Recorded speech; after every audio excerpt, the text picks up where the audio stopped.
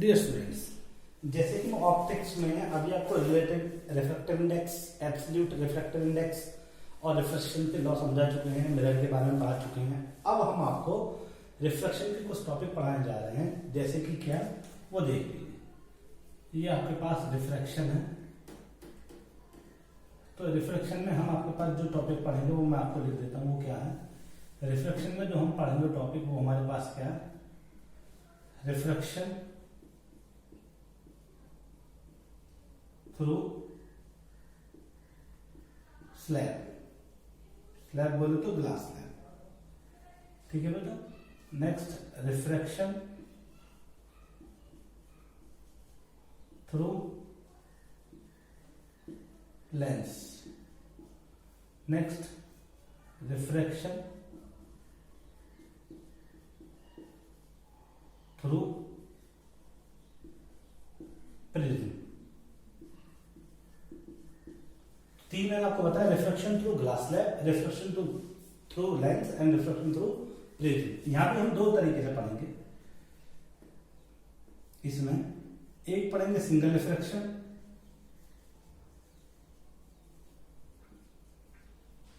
और एक पढ़ेंगे डबल रिफ्रैक्शन, डबल रिफ्रैक्शन, ठीक है।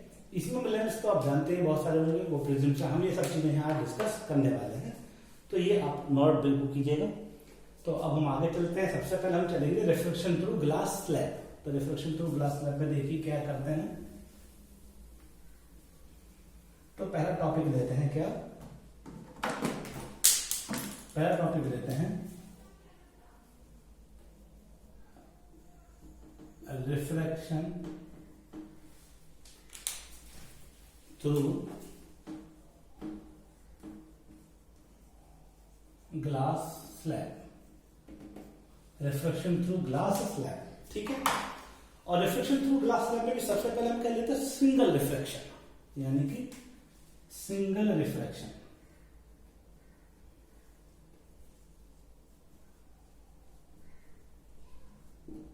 सिंगल रिफ्रैक्शन हम इसको ये भी बोल सकते हैं कि रिफ्रैक्शन थ्रू प्लेन सरफेस, ये भी हम कह सकते हैं। तो ये भी लिख देते हैं। चलिए कोई नहीं, डायग्राम में आप समझ जाएंगे। अब देखिए कैसे काम करता है, वो ध्यान से देखिएगा। अगर मैं आपसे बोलता हूं कि ये आपके पास क्या एक इंटरफेस है। इंटरफेस क्या करता है आप जानते हैं, ये आपके पास रेयर मीडियम और डेंस मीडियम को डिवाइड करता है। यानी इंटरफेस एक लाइन है जो दो मीडियम को डिवाइड करती है। तो ये आपके पास क्या है? इंटरफेस। ये कौन सा मीडियम है? डेंसर, ठीक है। और ये कौन सा मीडियम है? रेयर मीडियम है। ओके, ठीक है बेटा। अब चलते हैं थोड़ा आगे। मान लीजिए कि यहां पर एक ऑब्जेक्ट रखा हुआ है, या थोड़ा सा और डेप्थ में ले लेते हैं। यहां एक ऑब्जेक्ट रखा हुआ है और ये आपके पास है नॉर्मल है, और ये भी आपके पास क्या है? नॉर्मल है, ठीक है बेटा। अब आप देखिए, ये डेंसर मीडियम है, रेयर मीडियम है। तो सिंगल रिफ्रैक्शन में सबसे पहले किससे पढ़ रहा हूं? Rare to denser medium, rare to denser medium. अब आप ध्यान से देखिएगा कि आपको पता है जब कोई रे डेंसर टू रेयर जाती है, ये नॉर्मल है आपके पास। मैं लिख देता हूं, ये क्या है? इंटरफेस,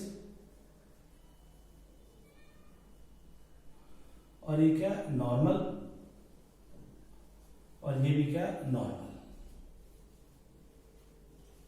ठीक है। डायग्राम को बहुत इंपॉर्टेंट ध्यान दीजिए। मान लीजिए एक रे ऐसे जाती है,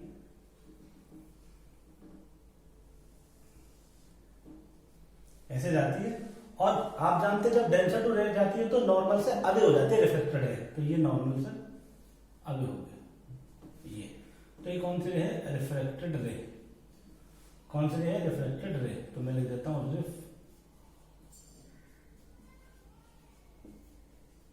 रिफ्लेक्टेड रे। और ये कौन सी? I R. आई आर बोले तो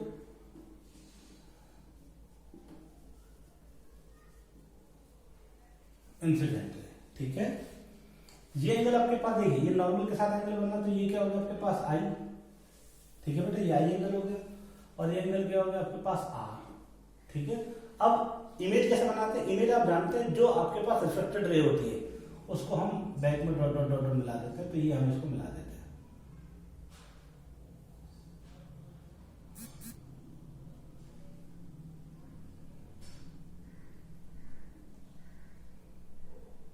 तो ये हमारे पास क्या बनी, यहाँ पर इसकी इमेज बनी, मतलब ऑब्जेक्ट यहाँ रखा था ओ, तो इमेज क्या बनी हमें यहाँ पर, इमेज यहाँ बनी आपके पास ये आई पॉइंट का है।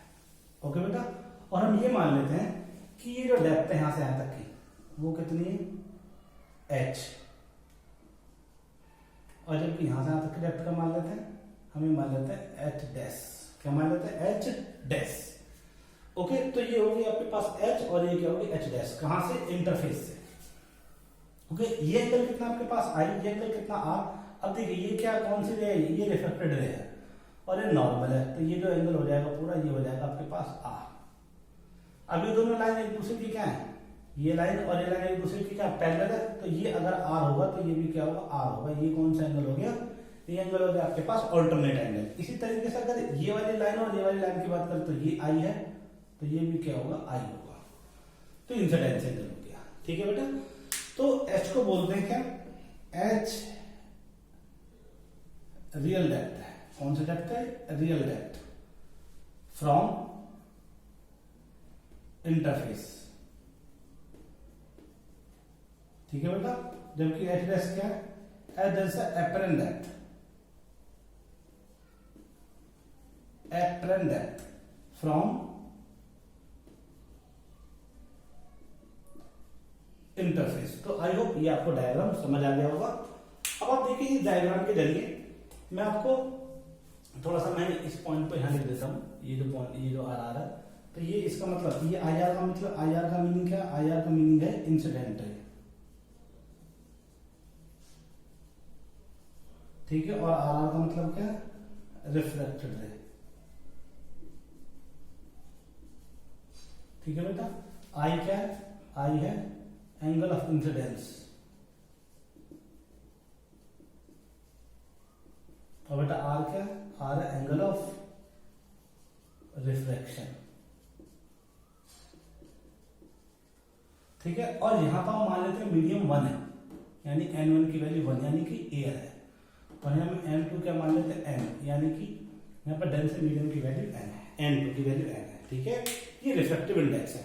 अब देखिए इसको मैं कैसे प्रूफ कर सकता हूँ, बहुत आराम से सॉल्व कर सकता हूँ। इनके नाम रखिए, आपने O लिखा, ये I लिखा, इसको A लिख देता हूँ और इसको क्या लिख देता हूँ, B लिख देता हूँ। ठीक है, अगर आप देखिए इस ट्रायंगल में, इस दो ट्रायंगल आपको मिलेंगे, दो ट्रायंगल कौन से, OAB, क्या मिलेंगे, OAB। OAB में मैं क्या लिख सकता हूँ, मैं लिख सकता हूँ यूजिंग ट्रायंगल OAB। OAB में क्या लिख सकता हूँ, OAB में लिख सकता हूँ tan i, tan i equal किसके हो जाएगा, tan i लगभग किसके हो जाएगा, sin i के। अगर एंगल बहुत छोटा है, जब एंगल बहुत छोटा है तो होता है, तो tan i किसके बराबर हो जाएगा, sin i के, और वो किसके हो जाएगा, परपेंडिकुलर अपॉन बेस। तो tan थीटा क्या होता है, परपेंडिकुलर, तो एंगल के सामने परपेंडिकुलर कितना, AB, तो ये आपके पास आ गया AB, और अपॉन बेस कितना आपके पास, बेस आपके पास कितना है, OA, यानी कि OA। इसका मतलब मैं लिख सकता हूं sin i equal to AB की वैल्यू कितनी है आपके पास, AB की वैल्यू AB है, और OA की वैल्यू कितनी है आपके पास, H, तो मैं लिख देता हूं H। इक्वेशन क्या बनी, 1। ठीक है, फिर लिख देता हूं यूजिंग ट्रायंगल कौन सा, IAB, ये लिख दिया IAB। अगर IAB देखो तो मैं लिख सकता हूं tan r, एंगल बहुत छोटा है तो tan r को क्या लिख सकता हूं, sin r, तो sin r किसके बराबर आ जाएगा, परपेंडिकुलर अपॉन बेस, यानी कि ये क्या परपेंडिकुलर कितना रहेगा, AB, क्योंकि मैं tan निकाल रहा हूं, और बेस कितना होगा आपके पास, IA, तो आ जाएगा IA। ठीक है, अब ये इक्वेशन क्या बन जाती है, 2, तो लिख देंगे फ्रॉम 1 and 2। अगर 1 और 2 की बात करें तो क्या आएगा, sin i upon sin r, और इक्वल में कितना आ जाएगा, AB अपॉन H इंटू, और IA की वैल्यू कितनी है, IA की वैल्यू H डैश, तो मैं लिख सकता हूं H डैश अपॉन AB, और ए बी से ए बी क्या हुआ, cancel. Using Snell law, using Snell law, sine i upon sine r क्या होता है, sine i upon sine r जो होता है वो होता है n2 अपॉन n1। क्या होता है n2, सॉरी n2, जब अब हमें ये कहा जाए डेंसर टू रेयर, तो डेंसर टू रेयर है तो ये होगा n1 अपॉन n2, क्योंकि जहां पर रिफ्लेक्ट होते हैं उस मीडियम को ऊपर लिखते हैं, वो मैं आपको बता चुका हूँ। n1 की वैल्यू कितनी है 1 और अपॉन n। तो आप देखिए यहां sine i upon sine r की जगह क्या पुट कर सकता हूं मैं 1 अपॉन n, तो मैं लिख सकता हूं now sine i, sorry now 1 upon n equals to h upon h dash.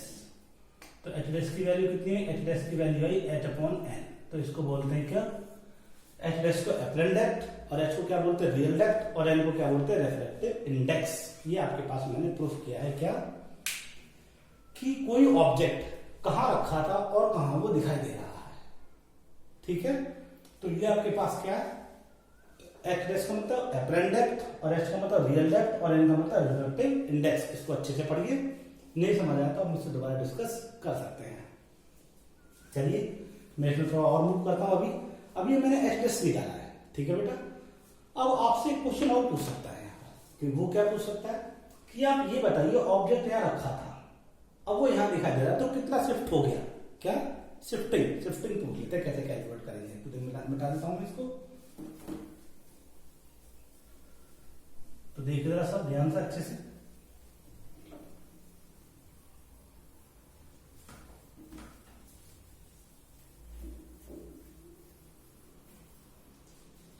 देखिए because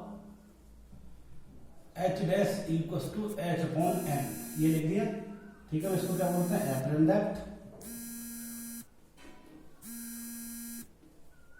equal, apparent depth equal real depth upon n। ये n को क्या लिख सकते हैं, n equals to real depth upon apparent depth. ये हमारे पास formula बन गया था। अभी पीछे जो मैंने डायग्राम बनाया, अब मैंने आपको डायग्राम में दिखाया था कि शिफ्ट कितना हो जाएगा, तो डायग्राम दोबारा दिखाता हूँ, पूरा नहीं दिखाऊंगा। ये आपके पास क्या था, ये एक नॉर्मल था, ये एक नॉर्मल था, एक ऐसे गई थी और फिर वो ऐसे आ गई थी यहाँ से, फिर इसको मैंने डॉट डॉट डॉट डॉट पीछे मिलाया था। ये क्या था O, और ये क्या था I, और ये कितना था यहाँ से यहाँ तक H, जबकि ये कितना था यहाँ से यहाँ तक H डैश, और ये क्या था A, और ये क्या था B। तो आप देखिए शिफ्ट कितना हुआ। अगर आप देखें तो यहां से यहां शिफ्ट हो गया है, तो इसका मतलब ये बोल सकता हूं मैं शिफ्ट इक्वल कितना हो जाएगा, शिफ्ट का मतलब बोले तो ओ आई हमें कैलकुलेट करना है, तो वो निकाल सकता हूं। देखिए कैसे, बिकॉज अगर आप देखें तो मैं लिख सकता हूं ओ ए इक्वल आई ए प्लस ओ आई। ये है आपके पास, मुझे निकालना ओ ए, तो सॉरी ओ आई, तो ओ आई किसके इक्वल आ जाएगा, ओ आई इक्वल आ जाएगा ओ ए माइनस आई ए। तो आप देखिए ओ ए की वैल्यू कितनी, तो मैं जानता हूं ओ ए की वैल्यू कितनी है, ओ ए की वैल्यू h, और आई ए की वैल्यू कितनी है h डैश। तो ओ आई इक्वल क्या हो जाएगा आपके पास h माइनस h डैश। ये आपके पास शिफ्ट है, और h डैश की वैल्यू क्या है, h डैश की वैल्यू ये यहाँ पर तो लिखेंगे now because h dash equal to कितना h बाई n, तो यहां पुट कर सकता हूं नाउ शिफ्ट यानी कि O I equal to h minus h by n।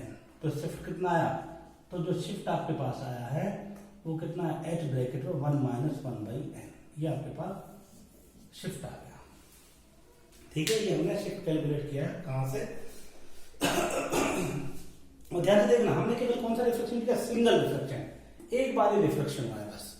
तो ये हमने आपको फाइंड आउट करके दिखाया क्या, शिफ्ट। ओके बेटा, अब थोड़ा सा आगे चलते हैं। अब बात करते हैं किसकी, डबल रिफ्लेक्शन की। लेकिन हाँ सॉरी, एक बात और, यहां मैंने ऑब्जेक्ट कहां रखा था, डेंसर मीडियम में, लेकिन मैं आपको एक डायग्राम और बना रहा हूं कि ऑब्जेक्ट को वहां रख सकते हैं, रेयर मीडियम में रख सकते हैं। मैंने आपको लिखा था स्टार्टिंग में कि हम रिफ्लेक्शन ले रहे हैं कहां, डेंसर टू रेयर, ठीक है। लेकिन अब हम क्या करेंगे, अब हम रिफ्लेक्शन लेंगे कहां, रेयर टू डेंसर। चलते हैं।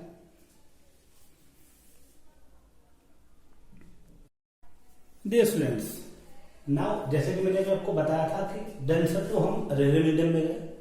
अब हम ऑब्जेक्ट को कहां रखेंगे, ऑब्जेक्ट को रखेंगे रेयर मीडियम में, और डेंसर मीडियम में उसका मतलब रेयर टू डेंसर जाएंगे, तब देखेंगे वो इमेज कैसे बनता है। यहाँ केवल मैं डायग्राम बनाऊंगा, क्योंकि डायग्राम वो हो चाहे ये हो, हमारे पास रिजल्ट एक ही आना है। वो क्या है, h dash equals to h/n। तब देखिए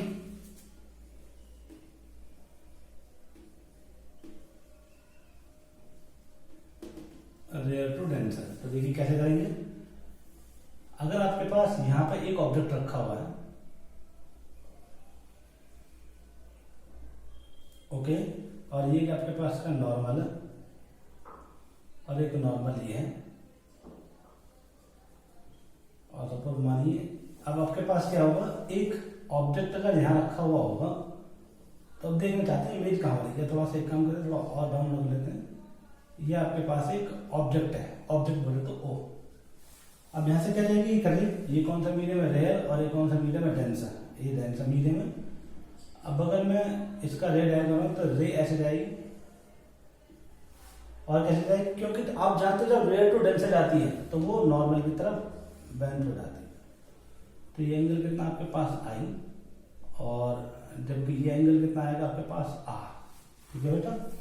अब आपको पता है इमेज कैसे बनती है, इमेज जहां पर ये जो आपके पास ये जो रे है, ये रे जो जहां पर हमारे पास मिली है, हम उसी पे क्या ड्रॉ करेंगे, एक इमेज ड्रॉ करेंगे ये हमारे पास। तो यानी कि ये जो बनी है हमारे पास, ये हमारे पास क्या बनी है, आई इमेज, ठीक है। तो अब चाहो तो इसको थोड़ा सा और दिखाने के लिए एक काम और कर सकते हैं, एक इधर से भी रिसेंड कर सकते हैं। यानी कि मान लीजिए आपके पास ये ऑब्जेक्ट, ये एक आपके पास नया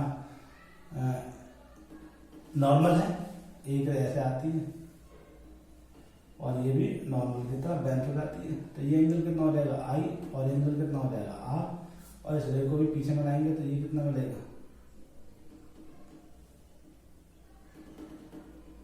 तो ये भी ऐसे मिलेगी। तो इसका मतलब ये भी कम नहीं है। तो इसका मतलब ये आपके पास ऑब्जेक्ट ये था, इमेज ये थी, ओके। तो ये आपके पास ऑब्जेक्ट और इमेज है। तो ये एंगल कितना हो गया आपके पास, ये पूरा एंगल, क्योंकि ये क्या नॉर्मल है, तो ये आपके पास आई हो गया, ये वाला एंगल क्या हो गया, आई, और ये वाला क्या हो गया, एंगल आर। तो इस तरीके से हम क्या ड्रॉ कर सकते हैं आपके पास, और ये आर है तो ये भी क्या होगा, आर होगा, ओके। ये क्या ऑब्जेक्ट और ये क्या इमेज। तो ये आपके पास क्या रेयर टू डेंसर, ठीक है बेटा। तो लेकिन आंसर हमारे पास हो जाएगा क्या, h dash equals to h/n, ठीक है। अब हम चलते हैं थोड़ा सा आगे की तरफ, डायग्राम को नोट करके रखना है, समझना है कैसे किया।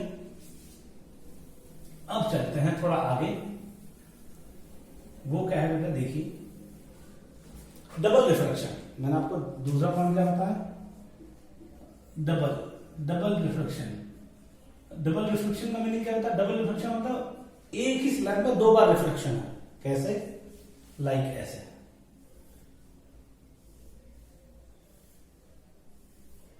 या आपके पास क्या एक स्लैब है,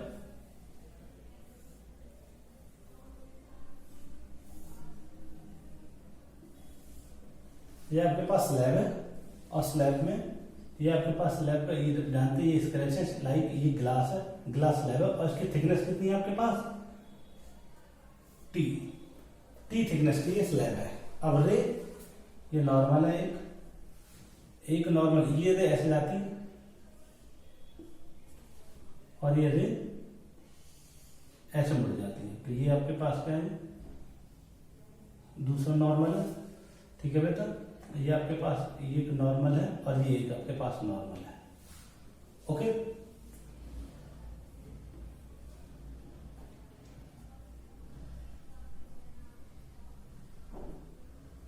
ठीक है बेटा। ये एंगल कितना होगा आपके पास, आई, और एंगल कितना होगा आपके पास, आर।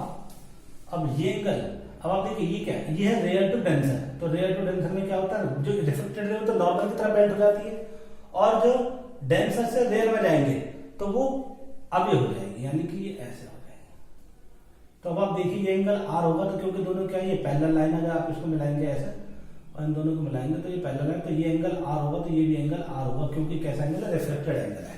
कैसा एंगल है, रिफ्लेक्टेड, सॉरी ऑल्टरनेट एंगल, और ये रिफ्लेक्टेड रे का है। अब ये एंगल आर होगा, तो सपोज ये हम एंगल मान लेते हैं आई डैश। क्या मान लेते हैं, आई डैश। वो तो मतलब प्रूफ भी करवा सकता है कि प्रूफ करो कि आई किसके बराबर है, आई डैश के, या बराबर नहीं है, तो बात की बात है। अब ये डबल रिफ्लेक्शन हो गया, एक बार रिफ्लेक्शन यहाँ हुआ, एक बार रिफ्लेक्शन यहाँ हुआ। पहले रिफ्लेक्शन हुआ रेयर टू डेंसर, फिर क्या हुआ, डेंसर टू रेयर। ठीक है बेटा, पहले रेयर टू डेंसर हुआ और फिर डेंसर टू रेयर हुआ, तो इसलिए इसको नाम क्या दिया गया, डबल रिफ्लेक्शन। इसका फायदा क्या है, डबल रिफ्लेक्शन में हमें जो पढ़ाना होता है वो होता है सरफेस डिस्प्लेसमेंट। क्या पढ़ना होता है, सरफेस डिस्प्लेसमेंट, या फिर क्या पढ़ लेते हैं, लेटरल डिस्प्लेसमेंट।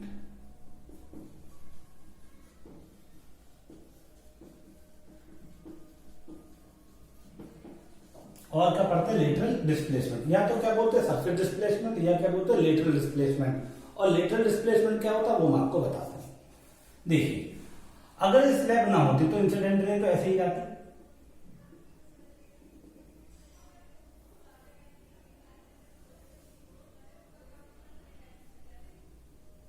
इंसिडेंट रे ऐसे जाते, ठीक है, ये इंसिडेंट रे जाती। तो आप देखिए ये जो आपके पास फाइनल रिफ्लेक्टेड रे है,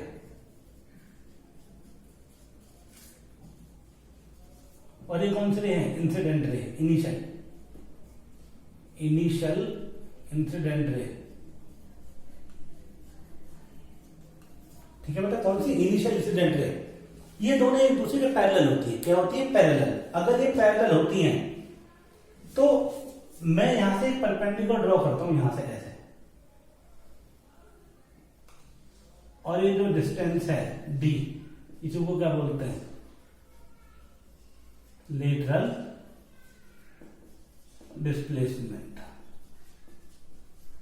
क्या बोलते हैं बेटा, लेटरल डिस्प्लेसमेंट। तो मैं क्या लिख सकता हूं, लेटरल डिस्प्लेसमेंट में मैं लिख सकता हूं, लेटरल डिस्प्लेसमेंट में the distance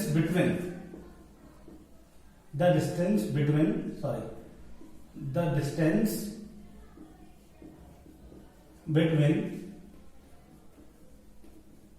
initial incident ray and final refracted ray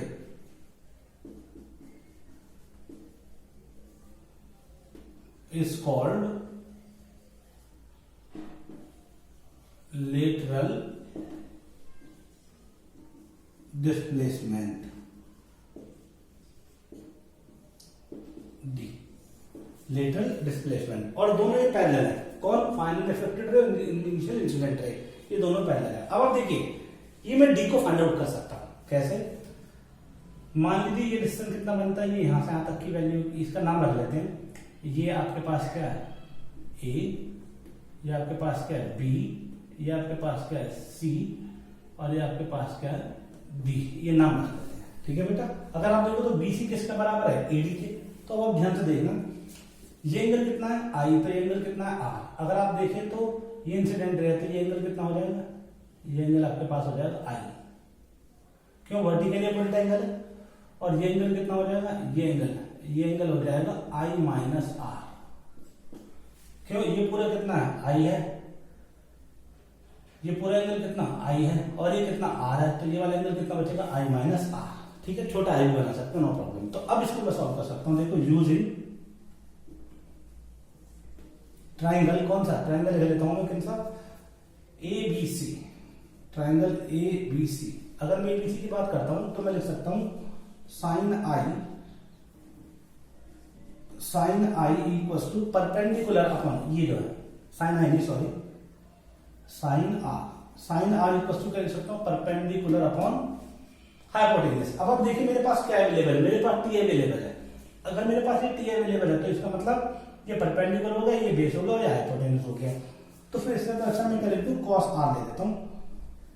तो cos r equal to base upon hypotenuse, तो मैं लिख देता हूं cos r equal to base, base कितना आपके पास, बेस अपॉन हाइपोटेनियस। तो बेस कितना बेटा, बेस है आपके पास ए बी और हाइपोटेनियस कितना आपके पास ए सी।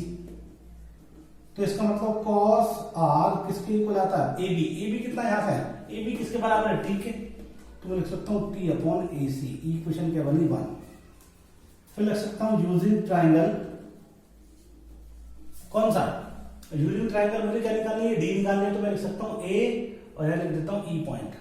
तो मैं लिख देता हूं यूजिंग ट्राइंगल ए ई सी, क्या लिख देता हूं, ए ई सी, ए ई सी। और आप जानते हैं कि ये वाला एंगल कितना, ये जो है, ये वाला जो वैल्यू है कितनी, आई माइनस, और एंगल के सामने क्या था, परपेंडिकुलर। तो ये मुझे निकालना, तो मैं लिख सकता हूं sine r, sine i minus r, angle sine i minus perpendicular upon hypotenuse. तो परपेंडिकुलर कितना होगा, ईसी, और हाइपोटेन्यूज कितना होगा, एसी। अगर आप देखें तो ईसी किसके इक्वल है, ईसी किसके इक्वल है, डी के। तो डी अपॉन एसी, ये इक्वेशन क्या होगी 2। अब मैं क्या कर सकता हूं, यहां पर दोनों को यूज कर सकता हूं। कैसे, आप देखिए जरा कैसे यूज कर सकता हूं। ये देखिए, ये इक्वेशन 1 और 2 को डिवाइड कर देता हूं। तो मैं लिख देता हूं साइन आई फ्रॉम 1 and 2। अगर 1 and 2 की बात करो तो कितना आ जाएगा, sine i minus r upon में कॉस आर इक्वल टू, ये कितना आ जाएगा, टी अपॉन, यानी कि डी अपॉन ए सी और इंटू ए सी अपॉन टी। ए सी से ए ही कट गया, ठीक है बेटा। तो इसका मीनिंग क्या हुआ, sine i upon sine r. तो इसका मतलब कितना है, sine i minus r, sine i minus r upon में कॉस आर इक्वल में कितना है, डी अपॉन टी। तो मुझे क्या निकालना है, डी। तो डी बराबर किसके आ जाएगा, डी बराबर आ जाएगा T sine i minus r और अपॉन में कॉस आर। ये आपके पास आ जाएगा क्या, लेटरल डिस्प्लेसमेंट। आई होप आपको ये समझ आ गया होगा। नहीं समझ आता तो आप मुझसे फोन करके डिस्कस कर सकते हैं, लेकिन प्लीज मेरी आपसे रिक्वेस्ट है अच्छे से स्टडी करें और समझे मैं आपको क्या बताना चाहता हूं। तो मैंने इस वाले क्वेश्चन से क्या निकाला, लेटरल डिस्प्लेसमेंट। तो मेरे पास 2 टॉपिक पूरे हो गए, सिंगल रिफ्लेक्शन और डबल रिफ्लेक्शन। और टी यहां पे क्या थिकनेस है, और डी आपके पास क्या, लेटरल डिस्प्लेसमेंट। तो अब हम चलते हैं आगे की तरफ और आगे बढ़ते हैं। डियर स्टूडेंट्स, देखिए यहां पर 2 न्यूमेरिकल आपको लिखे हुए हैं। दोनों में एक मैंने आपको होमवर्क के लिए दिया है और एक न्यूमेरिकल मैं यहां करता हूं। जैसे जैसे मैंने आपको अभी वीडियो लेक्चर में पढ़ाया है उसी हिसाब से मैंने क्वेश्चन आपको यहां देने की कोशिश करी है। तो देखिए यहां लिखा हुआ है, refractive index of glass slab is 1.5 and there is a point object O. यहां पॉइंट ऑब्जेक्ट ओ है inside the slab as shown in figure. 2i E1, ये i E1 है। Object appear at a distance 6 centimetre, मतलब कि ये जो object है वो उसको कितनी दूरी पर दिखाई दे रहा है, 6 सेंटीमीटर की दूरी पर। कहां से, इस वाले सरफेस से, ऊपर वाले सरफेस से। और i E2 को कहां दिखाई दे रहा है, i E2 at a distance of 8 centimetre from this surface से, ठीक है, यानी कि इस वाले सरफेस से। तो अब इसका सॉल्यूशन कैसे करेंगे, देखिए सॉल्यूशन बहुत आसान है। सॉल्यूशन, और ये लिखा हुआ फाइंड द थिकनेस। तो थिकनेस तो ये होगी यहां से यहां तक की टी।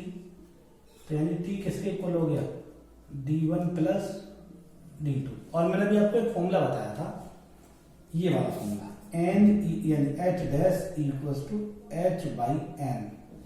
तो अगर मैं अकॉर्डिंग टू क्वेश्चन जाऊं तो i E1 के लिए, यानी फॉर i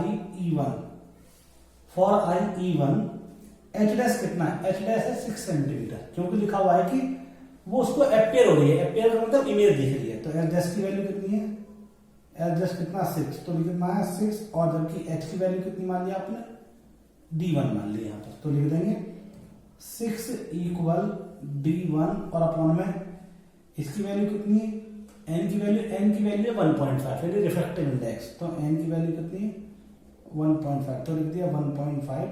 तो d1 की वैल्यू कितने, 9 सेंटीमीटर। इसका मतलब ये 9 सेंटीमीटर है। सिमिलरली मैं कैसे लिख सकता हूं, फॉर E2 के लिए लिखूं तो वही formula h dash equal to h by n।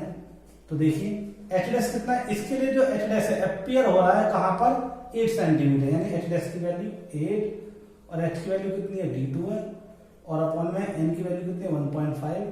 तो यहाँ पे जो d2 आता है वो कितना आता है 12 सेंटीमीटर। तो ये आ गया आपके पास d2। अब बात करते हैं किसकी थिकनेस, थिकनेस कितना आपके पास, थिकनेस t इक्वल टू कितना d1 प्लस d2। तो t कितना आ जाएगा 9 प्लस 12 यानी कि 21 सेंटीमीटर, यानी कि t की वैल्यू है 21 सेंटीमीटर। ये आपके पास आंसर आ गया। अब इस क्वेश्चन का आंसर आप खुद निकालने की कोशिश करना, अगर नहीं आया तो आप वो मुझसे डिस्कस कर सकते हैं। Thank you. चलते हैं नेक्स्ट न्यूमेरिकल की तरफ।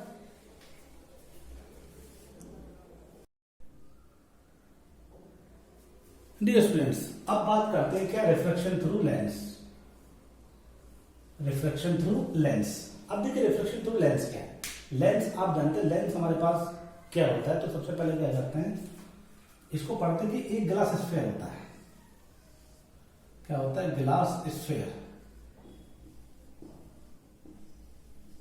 Transparent glass sphere. वो भी कैसा होता है, ट्रांसपेरेंट, ऐसा नहीं कि पॉलिश्ड होता है, ठीक है। ट्रांसपेरेंट ग्लास स्फीयर होता है। इसको बीच में से हम ऐसे कट कर देते हैं, ओके। जब बीच में से ऐसे कट करते हैं तो हमारे पास दो चीजें मिलती हैं, एक ये और एक ये। हम इसको बोलते हैं क्या, कॉन्वेक्स सरफेस। इसको क्या बोलते हैं, कॉनकेव सरफेस, ठीक है ना। क्या बोलते हैं, कॉनकेव सरफेस। लेंस नहीं बोलते, कॉनकेव सरफेस, सरफेस अलग होती है। तो अब हम इनको मिलाकर बहुत सारी चीजें डेवलप कर सकते हैं, जैसे टाइप्स ऑफ लेंसेस।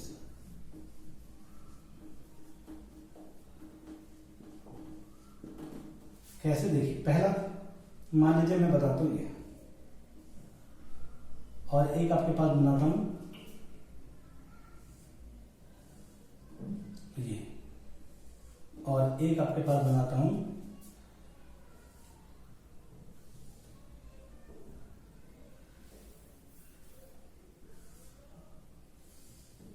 ये, ठीक है। और एक कैसे बन सकता है, एक और बन सकता है लाइक ऐसे, ठीक है। और कैसे बन सकता है आपके पास, ये बन सकता है ऐसे, और कैसे बन सकता है, ऐसे बन सकता है, ठीक है ना। वैसे तो लेंस तो हमारे पास दो टाइप के होते हैं। हम इसको क्या बोलते हैं, इसको बोलते हैं बाई कॉन्वेक्स,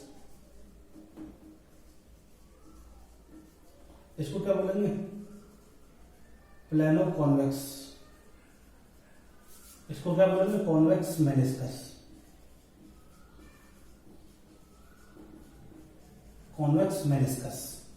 इसको क्या बोलेंगे, बाई कॉनकेव, उसको क्या बोलेंगे, प्लेनो कॉनकेव। इसको हम शायद ऐसे ही बना सकते हैं कि ये आपके पास और ये आपके पास, तो ये प्लेनो कॉनकेव। इसको एक काम करिए, ऐसे ही बना लीजिए, ये प्लेनो कॉनकेव। और ये क्या आपके पास, कॉनकेव मेनिस्कस। कौन सा, कॉनकेव मेनिस्कस। ये हमारे पास लेंसेज होते हैं। मेन तो हमारे पास दो ही है, एक ये बाई कॉन्वेक्स और एक है बाई कॉनकेव, ठीक है। तो लेंस का एक ट्रांसपेरेंट मीडियम है जिसमें लाइट एक मीडियम से दूसरे मीडियम में हम ट्रांसफर कर सकते हैं, मतलब ट्रांसमिट लाइट हो सकती है रे की। तो चले तो बात करते हैं, ये हमने लेंस बता दिया। तो अब लेंस में हमारे पास कुछ इंपॉर्टेंट टर्म होती हैं, जैसे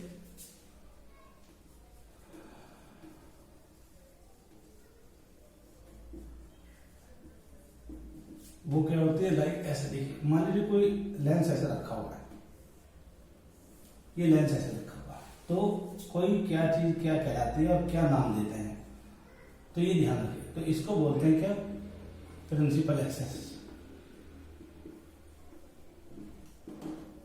क्या बोलते हैं, प्रिंसिपल एक्सेस। ये क्या होता है, ऑब्जेक्ट। क्या होता है, ये ऑब्जेक्ट। रे में से कैसे डाले जाएंगे, ऐसे, ओके। और ये क्या होता है, सी को बोलते हैं हम ऑप्टिकल सेंटर। क्या बोलते हैं? Optical centre. ठीक है, एक पॉइंट ये होता है और एक पॉइंट ये होता है। इसका नाम रख देते हैं हम, दो चीज होती है, एक तो क्या होता है फर्स्ट फोकस पॉइंट,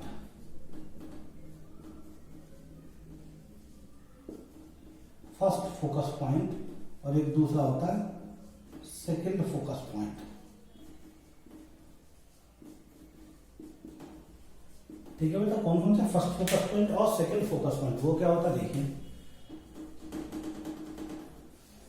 अगर मैं आपसे बोलता हूं ये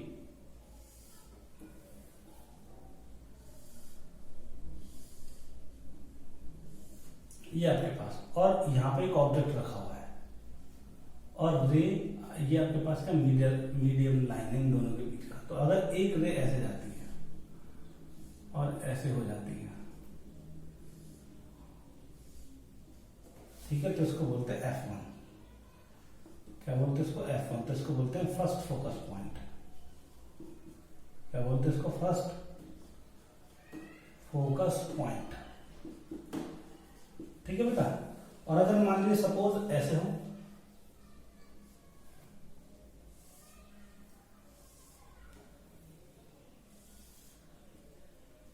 लाइक ऐसे, और रे ऐसे आ रही है,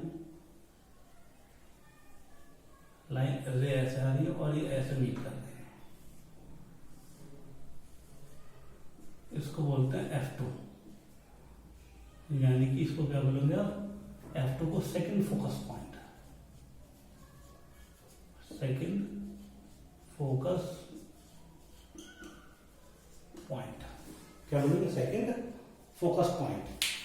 अब तुम देख रहे होगे बेटा, यहां पर जब ये रे इकट्ठा हो गई, तो इसका मतलब हम इसको कन्वर्जिंग लेंस भी बोलते हैं। क्या बोलते हैं? Converging lens. चलो वो बात की बात करते हैं। अब बात आती है नेक्स्ट, रे डायग्राम दूसरे का बनाते किसका? इस वाले पॉइंट का।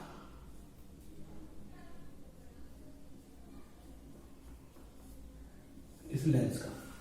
अगर रे कैसे होती है, मान लीजिए ऑब्जेक्ट कहां रखा हुआ है? यहां पर, और रे कैसे जाती है? आप जानते हैं रे कैसे जाती है? ऐसे। तो ये क्या हो जाती है आपके पास? डाइवर्ट हो जाती है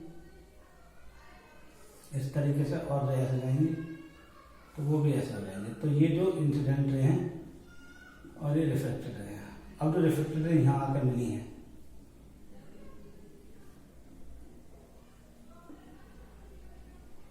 ये जो पॉइंट है, तो इसको हम बोलते हैं क्या? F1। तो इसको बोलते हैं फर्स्ट फोकस पॉइंट। क्या बोलते हैं? First focus point. ठीक है बेटा। क्या बोलते हैं इसको? First focus point. अब दूसरा भी ऐसे हो सकता है,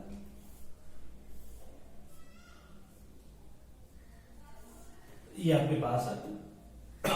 ठीक है बेटा। अब रेस कैसे भेज सकते हैं?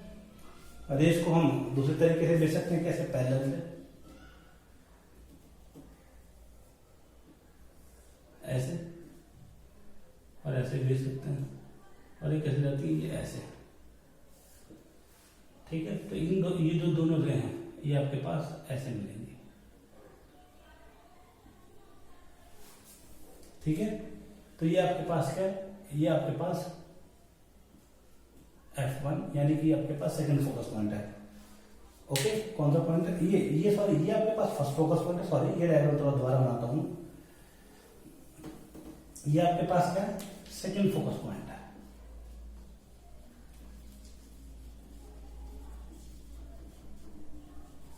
और अगर मान लीजिए ऐसे होता है, दोबारा बना देता हूं,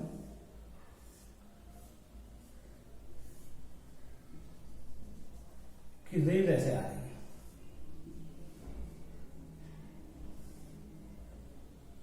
इस तरीके से, तो अब वो ऐसे डिफ्रेक्ट हो जाती है और वो ऐसे डिफ्रेक्ट हो जाती है।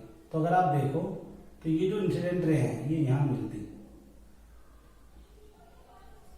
तो ये आपके पास क्या है? फर्स्ट फोकस पॉइंट है। कौन सा पॉइंट बेटा? First focus point. ठीक है बेटा। तो ये ध्यान रखना, अगर इंसिडेंट रे, ये देखते हैं इंसिडेंट रे इस तरीके से मिली है, अगर इंसिडेंट रे एक पॉइंट पर आके मिलती हैं, तो वो आपके पास क्या है, इंसिडेंट आफ्टर रिफ्लेक्शन एक पॉइंट पे मिलती है तो वो क्या सेकंड फोकस पॉइंट है। और अगर कहीं से ही रे चलती है और पैरेलल हो जाती है तो हम उसको क्या बोलते हैं, फर्स्ट फोकस पॉइंट, हम उनको डिफाइन करते हैं। Dear students, now we will discuss about the ray diagram. किसके बारे में बात करते हैं, रे डायग्राम।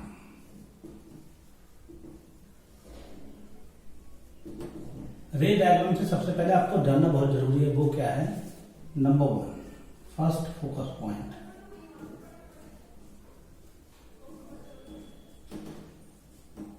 फर्स्ट फोकस पॉइंट वो क्या है, देखिए फर्स्ट फोकस पॉइंट क्या होता है, if the incident ray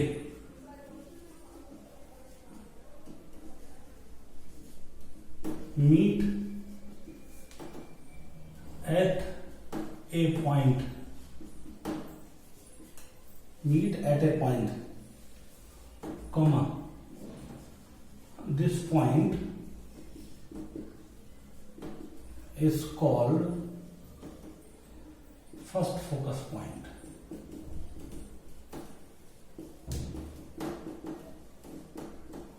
first focus point. अब वो डायग्राम के जरिए मैं आपको समझा सकता हूँ, देखिए कैसे। अगर मैं फर्स्ट फोकस पॉइंट की बात करता हूँ तो ये आपके पास में एक लेंस लेता हूँ ऐसे, और ये दोनों का एक मैंने डायग्राम दिखाया। अब अगर रे ये पॉइंट है, अब आप देखिए ये रे ऐसे गई और ये रे ऐसे गई। अगर ये इस तरीके से जाएगी और ये इस तरीके से जाएगी तो इसका मतलब हम इसको बोलेंगे F1, क्या बोलेंगे, और F1 को बोलेंगे फर्स्ट फोकस पॉइंट। क्या बोलेंगे, फर्स्ट फोकस पॉइंट। और सेकंड फोकस पॉइंट भी अभी समझा रहे हैं, फर्स्ट फोकस पॉइंट तो ये हो गया। अब अगर मैं इस लेंस की बात करता हूं,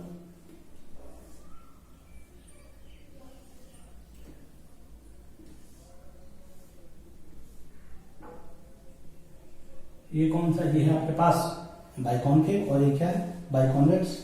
अब अगर तो ऐसे आती है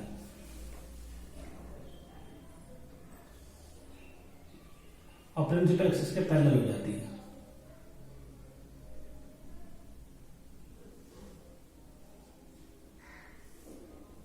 ठीक है, ये प्रिंसिपल एक्सिस के पैरेलल हो गई, तो इसका मतलब ये दोनों रे co dot dot dot dot dot dot joint करो और ये देखो dot dot dot dot joint करो। तो ये जो पॉइंट है, ये आपके पास ये पॉइंट है, ये F1 है। इसको क्या बोलेंगे, फर्स्ट फोकस पॉइंट। क्या बोलेंगे इसको, फर्स्ट फोकस पॉइंट। ठीक है बेटा, तो मैंने आपको क्या बोला, जहां पे इंसिडेंट रे मिल रही है, जहां पे इंसिडेंट रे मिल रही है, तो ये इंसिडेंट रे यहां मिल रही है और इंसिडेंट रे यहां मिल रही है। अब सेकंड फोकस पॉइंट क्या होता है, सेकंड फोकस के लिए देख लीजिए डायग्राम।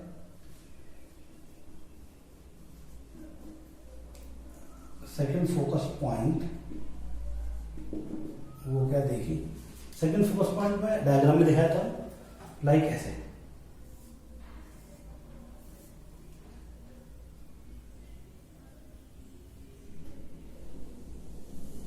ये सेकंड फोकस पॉइंट कैसे होगा, ये सेकंड फोकस पॉइंट ऐसे होगा कि आपके पास जो अगर प्रिंसिपल एक्सिस से रेज आए पैरेलल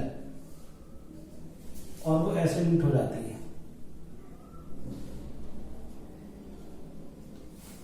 ठीक है, तो इसको बोलते हैं F2। F2 को क्या बोलते हैं, सेकंड फोकस पॉइंट। ये है कॉन्वेक्स लेंस में। और अगर मैं इसमें मिलाऊं,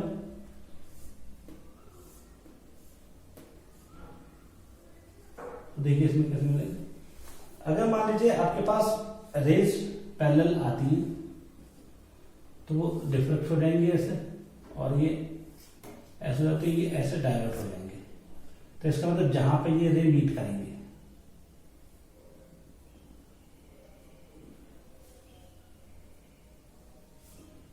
ये यहां पे मीट कर देंगे, डॉट डॉट ये जो है। तो अगर ये रे यहां मीट कर गए तो इसको क्या बोलेंगे, F2। तो इसको हम क्या बोलेंगे, सेकंड फोकस पॉइंट। तो ध्यान रखने, अगर रिफ्लेक्टेड रे मिलती है तो सेकंड फोकस पॉइंट, और अगर इंसिडेंट रे मिलती है तो फर्स्ट फोकस पॉइंट। ये आपके पास क्या है, रे डायग्राम। मैं इस रे डायग्राम को मिटाने जा रहा हूं, आप ध्यान से देख लीजिए एक बार अच्छे से, ठीक है। अब बात करता हूं मैं किसकी,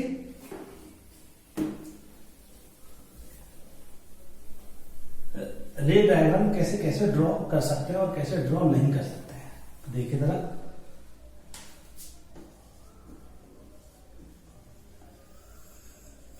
रे डायग्राम दोबारा डाल दी मैंने, अब वो देखिए कैसे, ठीक है बेटा। अब आप देखिए आपके पास एक डायग्राम तो मैं बना देता हूं,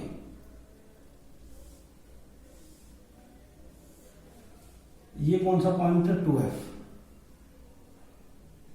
ये कौन सा पॉइंट है F, और ये कौन सा पॉइंट है 2F, ये कौन सा पॉइंट है F, और ये कौन सा पॉइंट है 2F, ठीक है। या एक काम कर लेते हैं, यही लिख लेते हैं 2F, चलिए यहां लिख देते हैं, ओके। और एक रे डायग्राम में यहां दिखा देता हूं,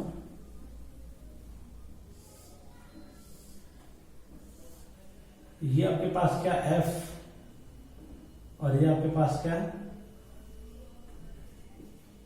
2F, ठीक है बेटा। ये आपके पास F और ये आपके पास 2F, ऐसे यहां पर ये आपके पास क्या है F और ये आपके पास क्या 2F, ओके। ये आपके पास क्या इसका मीडियन पॉइंट है, ओके। ये आपके पास क्या इसका मीडियन पॉइंट, ठीक है बेटा। अब और भी डायग्राम बना सकता हूं, लाइक कैसे बना दिया मैंने,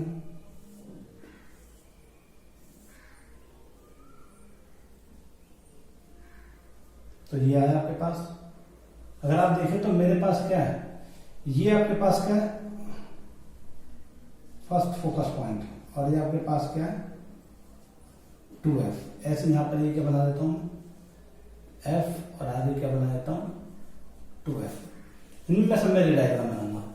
एक आपके पास ये है, ये पॉइंट है, ये आपके पास क्या F है, ये आपके पास F, और ये आपके पास क्या है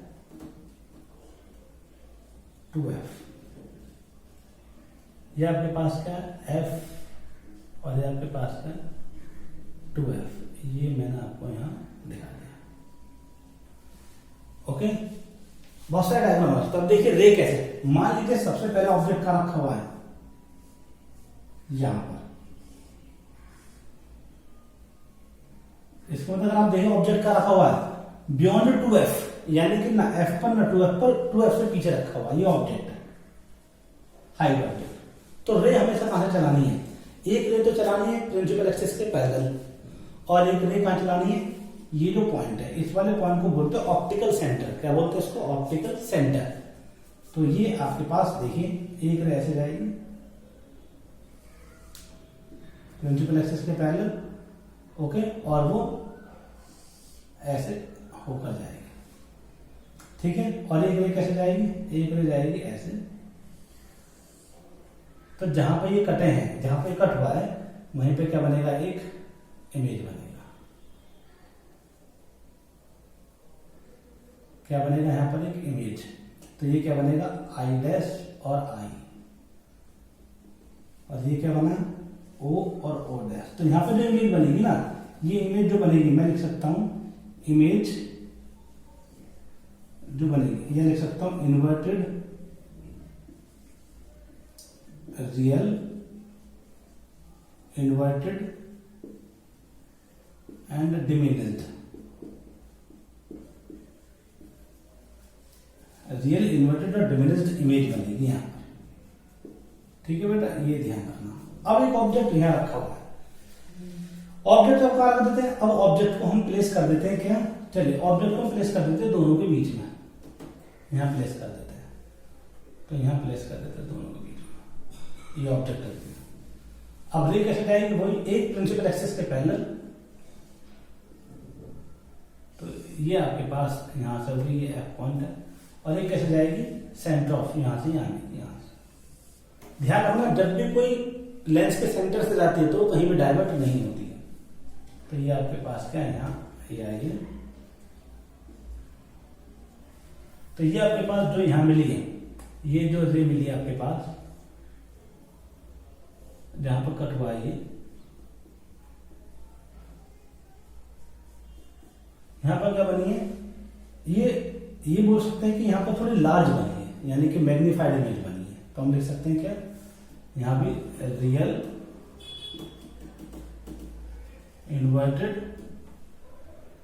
एंड मैग्नीफाइड। कैसी बनी है, मैग्नीफाइड। ठीक है बेटा, तो ये क्या आई डैश और ये क्या आई, जबकि ये क्या आपके पास ओ और ओ डैश है। मान लीजिए अब ऑब्जेक्ट कहाँ रखा हुआ, बिल्कुल परफेक्टली ओ एफ पर रखा हुआ है, कहाँ पर रखा हुआ, एफ पर। तो एक इमेज ऐसे जाएगी, मतलब एक रे ऐसे जाएगी और वो ऐसे जाएगी, और एक रे इस तरीके सेंटर से होकर जाएगी। तो यहाँ पर जो इमेज बनेगी वो यहाँ पर बनेगी।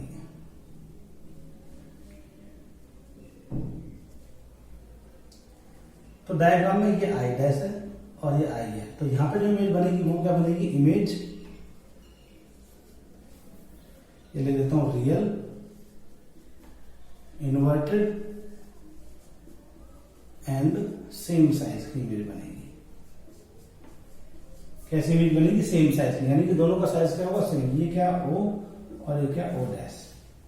ठीक है बेटा, अब और क्या हो सकता है, अब ये हो सकता है कि वो यहां पर रखा हुआ ऑब्जेक्ट, तो ऑब्जेक्ट अगर ऐसे रखा हुआ तो एक रे ऐसे जाएगी और एक ऐसे निकल जाएगी और एक रे ऐसे जाएगी, यानी कि सॉरी ये यहां से निकल जाएगी। तो ये आपके पास क्या है, ये दोनों पैरेलल हो गए। कौन से रे हो गए, दोनों एक दूसरे के पास पैरेलल। तो ये इमेज कहां बनेगी, इमेज एट इन्फिनिटी। तो ये बेटा प्रैक्टिकल सिचुएशन है, ये मैंने अपने पास डायग्राम में बनाया है, बना तो मैं हूं, लेकिन जो इमेजेस हैं वो फिक्स है। यहाँ पे कैसे बनेगी, यहाँ पे कैसे बनेगी, यहाँ पे कैसे बनेगी, यहाँ पे कैसे बनेगी। तो ये क्या आपके पास, ये आफ्टर रिफ्लेक्शन पैरेलल हो जाएगी। पैरेलल का मतलब आप मिलते हैं इन्फिनिटी पर, तो इमेज का बनेगी इन्फिनिटी पर बनेगी। अब लास्ट क्या बोल सकते हैं, एक और बना लेते हैं। मान लीजिए ये क्या 12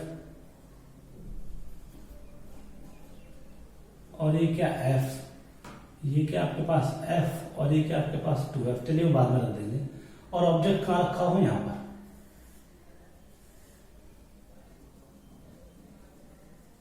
यानी ऑब्जेक्ट कहां रखा है, ऑब्जेक्ट रखा है f से आगे, जैसे यहाँ 2f से पीछे रखा हुआ, f से आगे रखा है। तो एक रे कैसे जाएगी, एक रे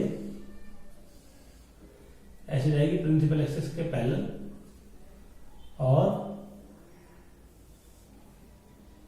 ऐसे चली जाएगी, और एक रे कैसे जाएगी, ये सेंटर से आकर जाएगी, ये ऐसे जाएगी। तो इसका मतलब देखिए ये दोनों जो रे हैं ये आपके पास, तो अगर मैं दोनों रे को पीछे की तरफ बढ़ाऊंगा, ये भी रिफ्लेक्टेड रे है, तो अगर ये रिफ्लेक्टेड रे को मैं पीछे बढ़ाऊंगा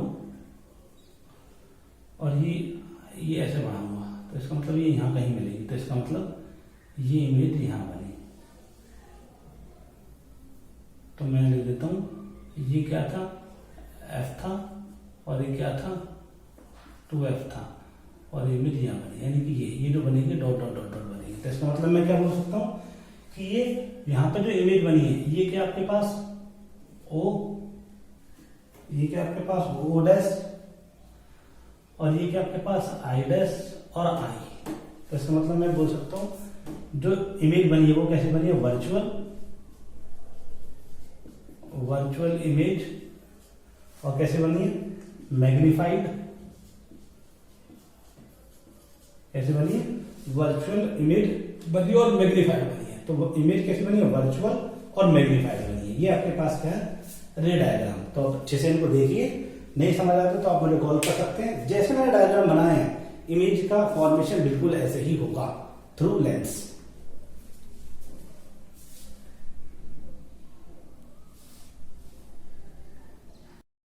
Dear students, now discuss with lens formula and magnification.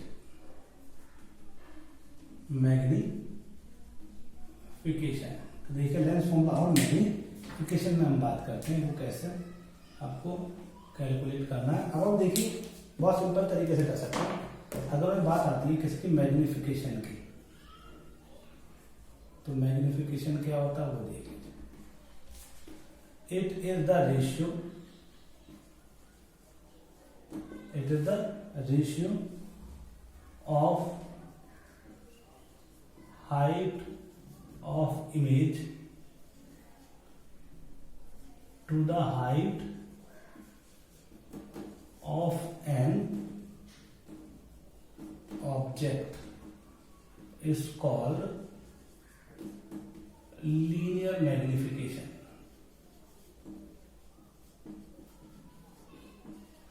क्या बोलते हैं उसको? Linear magnification. ठीक है, और वो कैसे? डायग्राम में आप देख सकते हैं, चाहो तो मैं इससे बना सकता हूं। दूसरा लाइक ऐसे,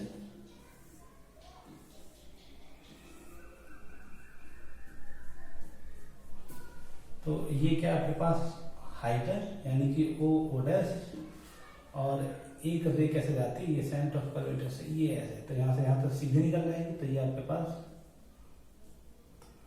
ये मिले, तो ये आपके पास क्या आई डैश और आई है। ठीक है बेटा, तो ये एंगल अगर मान लेते क्या ये एल्फा है, और एंगल भी क्या मान लेते हैं एल्फा है, तो हम यूज कर सकते हैं। और यहाँ से यहाँ तक का डिस्टेंस क्या मान लेते हैं, यहाँ से यहाँ तक का डिस्टेंस क्या मान लेते हैं यू, और जबकि यहाँ से यहाँ तक का डिस्टेंस क्या मान लेते हैं वी।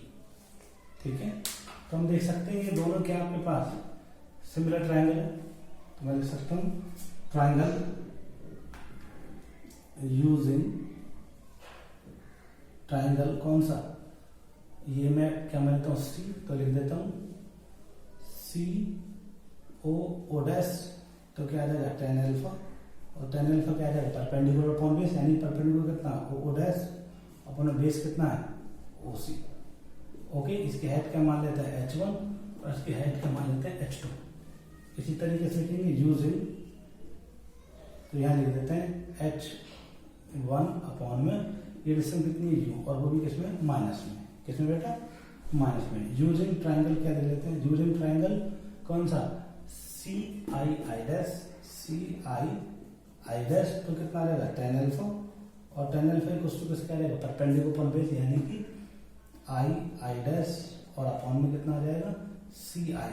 तो अगर आप देखें तो आई डैश किसके बराबर है h2 के, तो h2 और अपॉन h2 भी है किसमें होगा माइनस में। क्यों होगा बेटा माइनस में, क्योंकि ये इस एक्सिस के नीचे बना हुआ और ये इस एक्सिस के ऊपर है इसलिए। और सी आई कितना है, सी आई आपके पास कितना है वी है, तो सी आई को लिख दीजिए वी, तो आपके पास क्या आ जाएगा, दोनों को इक्वल टू कर दे तो कितना आ जाएगा टेन अल्फा बराबर टेन अल्फा है, तो लिख सकते हैं h1 अपॉन में माइनस यू और equal to minus h2 upon में यू, माइनस से माइनस कैंसिल, तो ये आपके पास आ जाएगा h2 upon h1 equal to v by you.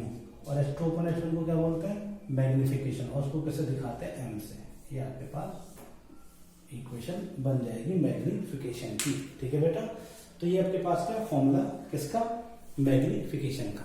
अब हम आगे मूव करते हैं लेंस फॉर्मूले की तरफ, तो मैग्निफिकेशन v बाई यू होती है और h2 अपॉन h1 होती है, जिसको हम m से रिप्रेजेंट करते हैं। तो चलते हैं नेक्स्ट, क्या आपके पास अब बचा है लेंस फॉर्मूला। तो देखिए लेंस फॉर्मूला क्या है वो मैं आपको बताता हूं। Lens formula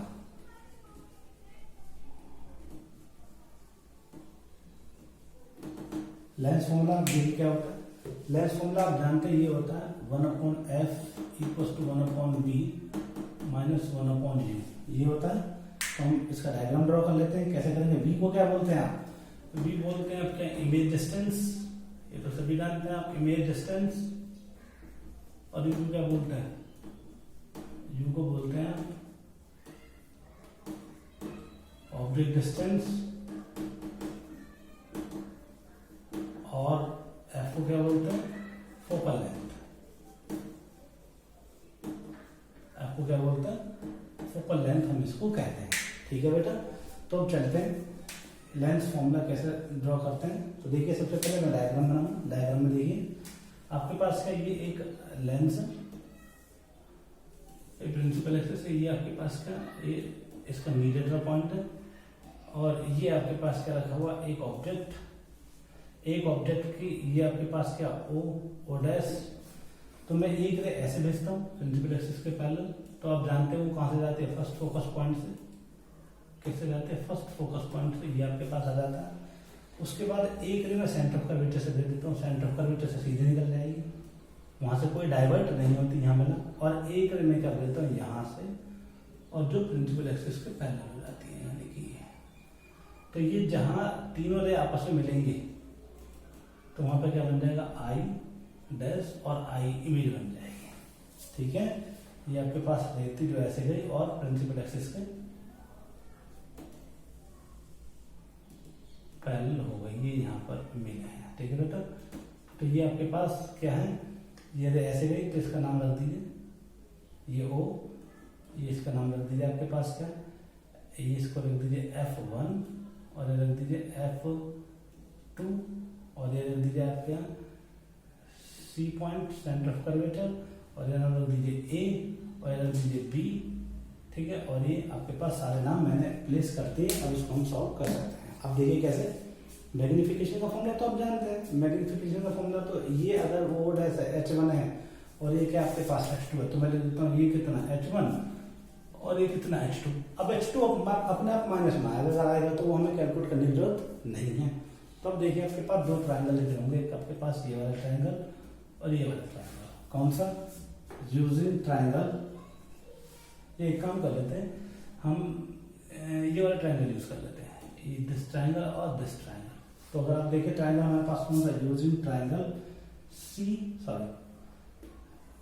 F1 C A and triangle कौन सा I F1 and I dash are similar triangle. कौन सा ट्राइंगल है बेटा, सिमिलर ट्राइंगल है। तो सिमिलर ट्राइंगल ये मान लेते हैं एंगल कितना है, ये एंगल अल्फा है, तो ये एंगल भी क्या होगा अल्फा, तो मैं लिख सकता हूं now tan alpha equals to किसमें, ये आ जाएगा परपेंडिकुलर, यानी परपेंडिकुलर कितना है CA और अपॉन बेस, बेस कितना हो जाएगा CF1। और बेटा ये भी याद रख लेना, ये यहाँ से यहाँ तक डिस्टेंस क्या होगी U और ये यहाँ से यहाँ तक डिस्टेंस क्या होगी B, और ये फोकल लेंथ, तो फोकल लेंथ की डिस्टेंस क्या होगी F, ये यहाँ से यहाँ तक की। ठीक है ना, ये तो आप जानते हैं। तो देखिए tan अल्फा क्या हो जाएगा CA/F1, CA कितना आपके पास CA किसके बराबर है, O डैश के, यानी कि H1 के। तो मैं लिख सकता हूँ क्या O डैश और अपन क्या लिख सकता हूँ CA, O डैश के बराबर है क्योंकि दोनों बराबर है, और CF1 का आपके पास ये CF1 है, CF1 किसके बराबर है F के, इक्वेशन 1 होगी। फिर लिख सकता हूँ नाउ, और ये कौन सा ट्राइंगल है, ये ट्राइंगल है F1CA से, अब किससे लेकर उससे, तो ये अल्फा जाएगा तो कितना आएगा tan अल्फा किसके इक्वल आ जाएगा बेटा, परपेंडिकुलर अपॉन बेस, यानी कि I डैश और अपॉन में कितना आया, ये आया आपके पास F1I। ठीक है बेटा, तो I डैश कितना आपके पास, I डैश किसके इक्वल है, I डैश यानी H2 के इक्वल है, तो मैं I डैश लिख देता हूँ, और F1I डैश की वैल्यू मैं क्या पुट कर देता हूँ I डैश अपॉन में F1I की वैल्यू क्या रख देता हूँ, ऐसे लिख देता हूँ CI माइनस CF1, ये इक्वेशन क्या होगी 2, क्योंकि F1I की वैल्यू क्या है, F1I की वैल्यू है CI माइनस CF1, तो ये आपके पास आ गया फ्रॉम 1 एंड 2, तो लिख देता हूँ, तो क्या लिखता हूँ O dash upon F equal I dash upon में क्या रहेगा CI और माइनस CF1, ये आपके पास आ जाएगा। इसको सॉल्व करके ऐसे लिख सकता हूँ O डैश और अपॉन में I डैश और इक्वल में क्या लिख सकता हूँ F अपॉन में CI माइनस के CF1, और आपको पता है कि O डैश क्या है, O डैश कितना आपके पास H1, तो मैं लिख सकता हूँ यहाँ आगे मूव कर सकता हूँ, तो ये कितना आ जाएगा H1 अपॉन O डैश, और I कितना आपके पास माइनस H2। ठीक है, ये कम कर देते हैं H2, ये ऐसे ले देते हैं H1 अपॉन H2 आ गया, O dash upon I dash, और इक्वल में कितना आ जाएगा आपके पास F की वैल्यू कितनी है F ही है, और CI की वैल्यू कितनी है, CI की वैल्यू पॉजिटिव है यानी कि V, और CF1 की वैल्यू क्या F ही है। ठीक है ना, CF1 की वैल्यू तो F है। इसी तरीके से अब आपको पता है कि height of object equals to height of image. ठीक है, ऐसा लिख लीजिए I dash upon O dash equal v minus f upon f, और हाइट ऑफ इमेज जो होती है वो होती है माइनस वी बाई यू। तो इक्वल टू लिख देंगे वी माइनस यू और अपॉन में एफ, ये आपके पास आ जाएगा। ठीक है बेटा, दोनों को मल्टीप्लाई कर दीजिए, दोनों को मल्टीप्लाई करोगे तो क्रॉस मल्टीप्लाई ऐसा आएगा, तो क्या आएगा, ये आएगा माइनस एफ वी और इक्वल में कितना आ जाएगा यू वी, और कितना आ जाएगा यू वी, और ये आपके पास कितना है, ये आपके पास बेटा v माइनस एफ है, सॉरी ये v माइनस एफ है, तो इसका मतलब ये कितना आ जाएगा माइनस यू एफ, ये आपके पास आ गया। चाहे तो आप इसको ऐसा लिख सकते हैं कि ये इधर आकर प्लस हो जाएगा और ये माइनस का, नहीं लिख सकते हैं u f minus f v equals to u v. Okay, अब इसको divided by u v f on both side. अगर डिवाइड करो तो क्या आ जाएगा, देखिए यहाँ पर यू वी एफ से डिवाइड करो तो क्या बचेगा, यू एफ को डिवाइड कर दीजिए कितने से, यू वी एफ से, और यहाँ डिवाइड कर दीजिए एफ वी को किससे, यू वी एफ से, और यहाँ डिवाइड कर दीजिए यू वी को किससे, यू वी एफ से। तो क्या होगा, यू वी से यू वी कैंसिल, और एफ वी से एफ वी कैंसिल, और यू एफ से यू एफ कैंसिल। तो अब आपके पास क्या बचेगा, अब आपके पास जो फाइनल आंसर बचेगा वो बचेगा 1/f equal to 1/v minus के 1/u। ये आपके पास क्या बन जाता है, फॉर्मूला डिराइव हो जाता है। ठीक है बेटा, तो ये क्या था, लेंस फॉर्मूला। क्या था बेटा, ये लेंस फॉर्मूला। एक बार अच्छे से देख लीजिए, ये इंपॉर्टेंट पॉइंट है, ध्यान रखना, I dash upon O dash कैसे लिखा। तो अब इसको सॉल्व करके हमने ये फॉर्मूला आपको प्रूफ करके दिखाना है, lens formula. Dear students, now move in another topic, power and focal length of combination. Power and focal length of combination. देखिए पावर क्या होती है, पावर देखिए सबसे पहले पावर क्या होती है, पावर बहुत सिंपल है, ये होती है reciprocal of focal length of a lens is called power. It is presented by P। कैसे दिखाते हैं, P से। तो P का जो फॉर्मूला होता है वो होता है 1/f मीटर में, और अगर मैं बात करता हूँ किसकी, सेंटीमीटर में, तो P इक्वल होता है 100/f सेंटीमीटर में। किसमें होता है, सेंटीमीटर में। इट्स यूनिट मीटर इनवर्स और सेंटीमीटर इनवर्स और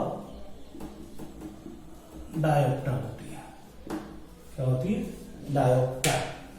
तो अगर आपके पास कहीं भी फॉर्मूला फोकल लेंथ का रिवर्स है, तो जैसे आपके पास फॉर्मूला था 1/f equal to 1/v minus 1/u, तो इसको क्या लिख सकते हैं, 1/f को पावर लिख सकते हैं। तो क्या लिख सकते हैं, power equal to 1/v minus 1/u। ये आपके पास पावर की फॉर्म में है।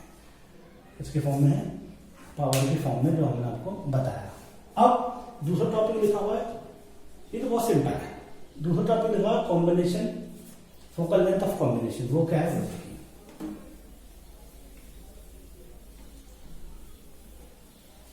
Focal length of combination. देखिए फोकल लेंथ कैसे निकालेंगे, suppose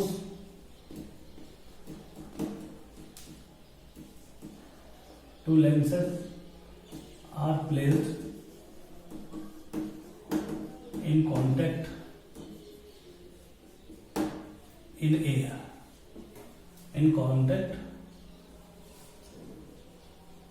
placed with contact in air, लिखना placed with contact in air, ठीक है ना। Okay, their focal length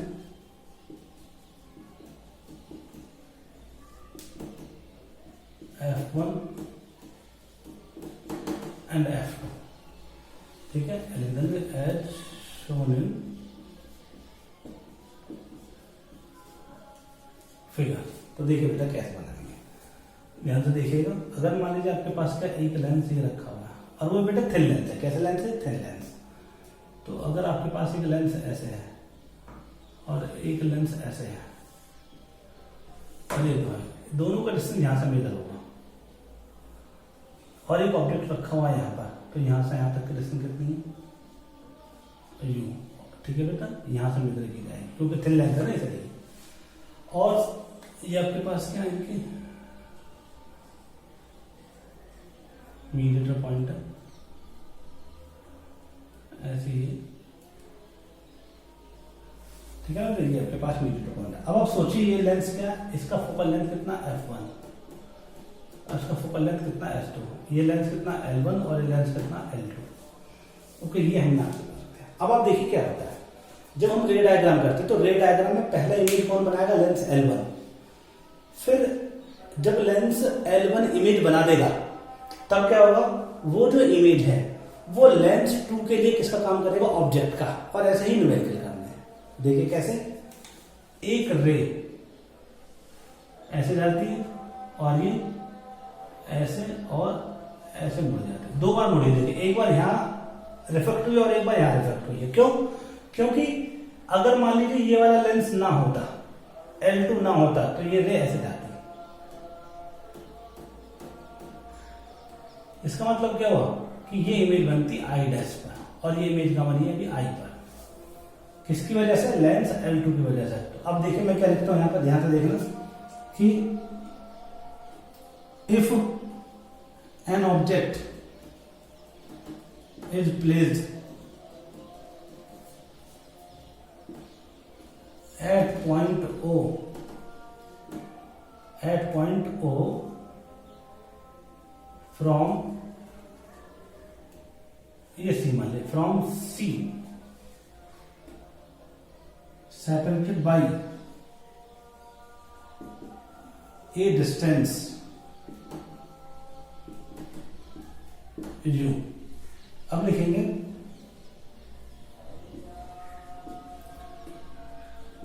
if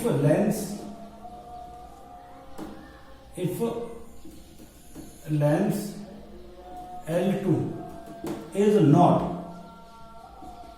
here, then image of O formed at I dash, अगर lens L2 ना होता तो इमेज का बनता I डैश पर, यानी कि इमेज जो I डैश है वो कितने बनी? L1 ने, तो यानी कि ये B डैश मान लो। ठीक है ना, तो हमें देखिए इमेज किसने बनाई है? I डैश ने। किसने बनाई है? लेंस L1 ने, लिख दिया मैंने। ओके, तो अब देखिए I dash at a distance B dash from point C, ये मैंने आपको लिख दिया। तो मैं अब मैं इसको लिख देता हूं, लिखिए यूजिंग लेंस फॉर्मूला। तो क्या लिखेंगे आप बेटा? 1/f1 इक्वल्स टू 1/ इसका कितना V डैश और माइनस के 1/u, ये इक्वेशन 1 बन गई। क्या बन गई? 1। अब लिखेंगे now I dash treated as an object for lens L2 के लिए किसका काम करेगा? ऑब्जेक्ट का। And final image formed at I, final image formed at I by lens L2। तो अब यह मैं लिख देता हूं यहां पर। ये देखिए ये क्या आएगा आपके पास? Using lens formula. क्या होता है लेंस फॉर्मूला बेटा? 1/, ये क्या जाएगा? f2 और ये क्या जाएगा? 1/v। तो अब जो इमेज बनी है वो यहां से कितनी दूरी पे बनी? मान लेते हैं v दूरी पे बनी है।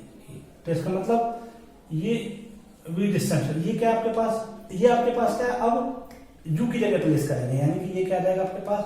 और ये आ जाएगा v और ये आ जाएगा -1/u और u की जगह पुट कर देंगे v डैश। तो ये इक्वेशन क्या बनी? 2। अब लिख देंगे ऐड करने पे, एडिंग 1 + 2, यानी कि इक्वेशन 1 को 2 से ऐड कर दो तो कितना आ जाएगा 1/f1 + 1/f2 और इक्वल में कितना आ जाएगा 1/v डैश माइनस के 1/u प्लस 1/v माइनस के 1/v डैश। तो अब आप देखिए दोनों ये कैंसिल आउट हो जाएंगे।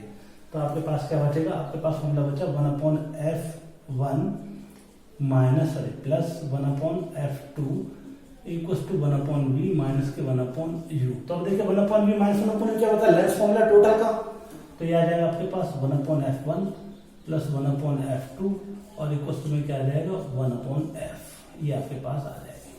पावर भी बना सकते हैं, पावर देखिए क्या बन जाएगी P1 प्लस P2 और इक्वल टू P। ये आपके पास पावर बन जाएगी। ठीक है, थैंक यू वेरी मच, अच्छे से इसको करिएगा, धन्यवाद। आगे मैं इसके न्यूमेरिकल आपको कराऊंगा, चलते हैं आगे।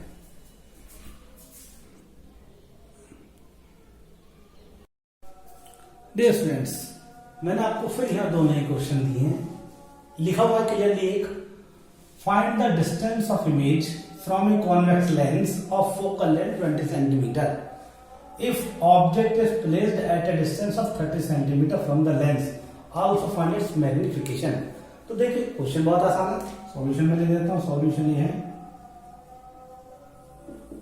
सॉल्यूशन ये है आपके पास क्या कि आपके पास है फोकल लेंथ कितनी है, फोकल लेंथ आपके पास है f = 20 सेंटीमीटर।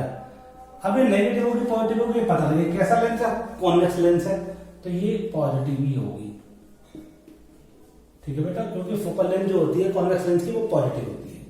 उसके बाद वो बोला है कि object lens is placed at a distance 30 centimetre, यानी कि ये u की वैल्यू है। u की वैल्यू तो हमेशा माइनस होगी, तो ये होगी 30 सेंटीमीटर। ओके, तो लिखेंगे यूजिंग लेंस फॉर्मूला क्या होता है बेटा 1/f equal to 1/v minus के 1/u। तो 1/f कितना है 20 और 1/v हमें निकालना है और यहाँ पे v हमें क्वेश्चन मार्क है क्योंकि इन्हें पूछा है कि their lens and also find its magnification और इमेज। तो देखिए 1/v और माइनस 1/-30, तो ये आ जाएगा 1/20, ये माइनस प्लस इधर आकर माइनस हो जाएगा 1/30 इक्वल टू 1/v। इसको सॉल्व कर तो कितना आएगा 60 और ये कितना आएगा 3 और 2 इक्वल टू 1/v। तो हम लिख सकते हैं v इक्वल टू 60 सेंटीमीटर। ये है पोजीशन ऑफ इमेज। क्या बेटा है पोजीशन ऑफ इमेज। दूसरा पार्ट क्या पूछा मैग्निफिकेशन। अब लिखेंगे बिकॉज मैग्निफिकेशन m क्या होता है v/u और रूल प्लस में होती है, तो magnification m equal to v की वैल्यू कितनी है आपके पास 60 और बेटा u की वैल्यू कितनी है -30, तो ये कैंसल आउट होगा तो यानी कि 2, तो m की वैल्यू कितनी है बेटा -2 ये रिप्रेजेंट कर रहा है कि यहाँ पे जो आपके पास इमेज बनी है ना वो कैसी बनी है इन्वर्टेड इमेज बनी है, क्योंकि फॉर्मूला होता है इनका H2/H1। तो ये आपके पास क्या है इस क्वेश्चन का आंसर। अब हम इस क्वेश्चन की बात कर सकते हैं। आपको लिखा हुआ है a converging lens of focal length कितनी है 5 centimetre is placed in a converging का मतलब क्या होता है बेटा कॉन्वेक्स लेंस।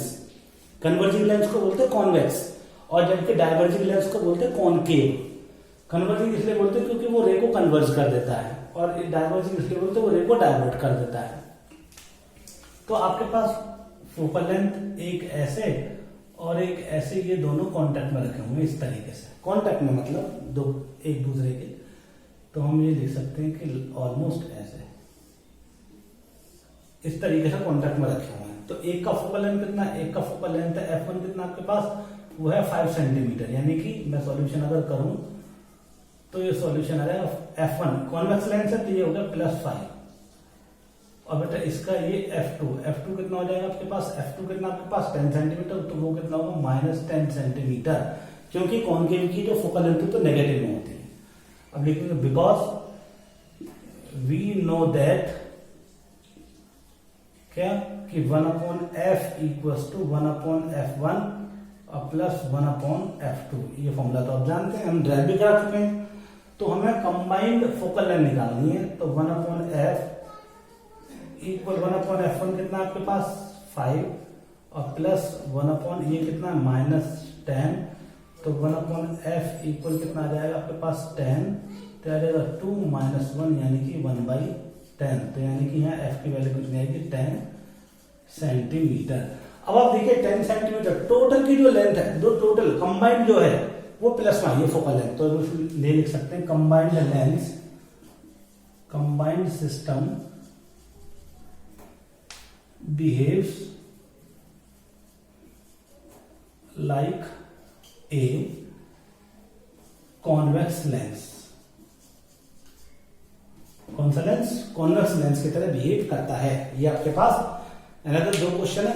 अब मैं आपको और क्वेश्चन कराता हूं, चलिए आगे। Dear students, now we can move on another numerical. देखिए क्या लिखा हुआ है, ये क्वेश्चन है आपके पास। Focal length of a convex lens is 20 centimetre.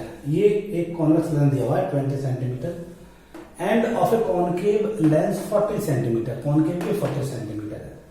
Find the position of image. Diagram में आपको दिया हुआ है दो लेंसेज के बीच का डिस्टेंस कितना है 40 सेंटीमीटर, जबकि ऑब्जेक्ट का रखा हुआ है 30 सेंटीमीटर दूर। तो फाइनल इमेज बतानी है कहां है। फोकल लेंथ कॉन्वेक्स की प्लस में होती है और कॉनकेव की माइनस में होती है। तो अब देखिए ये क्वेश्चन कॉन्टेक्ट में रखे हैं, तो इसलिए हम डायरेक्ट फॉर्मूला यूज नहीं करेंगे 1/f1 प्लस 1/f2। हम क्या करेंगे, सबसे पहले लेंस ये जो कॉन्वेक्स लेंस है इससे इमेज फाइंड आउट करेंगे। तो करते हैं, देखिए कैसे। तो लिखेंगे सॉल्यूशन में